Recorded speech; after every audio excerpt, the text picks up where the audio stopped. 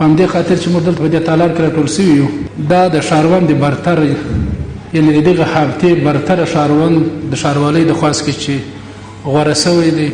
هدف اصلی برگزاری این محفل تقدیر و ستایش از شهروند برتر این هفته در سطح ناحیه چهارم است.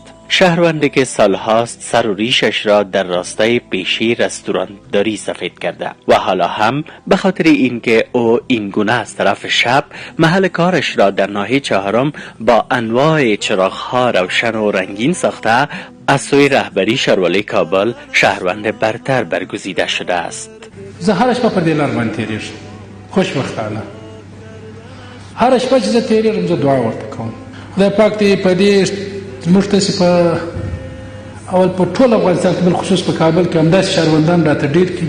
نامش اسلام الدین اما او سالهاست در میان مردم به بابا امیر مشهور است. پدر ما در اول صاحب دکاندار بود و بعد از او صاحب هتلدار شدن و بعد هتلدار مرا صاحب در مکتب دادن، در مکتب در لیسه استقلال. حاجی اسلام الدین نوجوان بود که پدرش میخواست او کم کم با کار رستورانداری مثل خودش بلد شود. سرانجام بلد شد. رفته رفته او عشق خاص به پیشه رستورانداری پیدا کرد. و همسینفای ما نام خدا کنش بچای وزیر بچای رئیس بودن، چون ما طبقه غریب بودیم، معتلدار بودیم، با او اندازه نمیتونستیم، با او سویه موتر نداشتیم. ما صنف اول، صنف دو، صنف سه در لیسه استقلال خواندیم. بعد از اون صاحب مکتب ترک کردیم در زیر دست پدر خود در مسابقه هتلداری. تا این زمان ما هتلدار هستیم.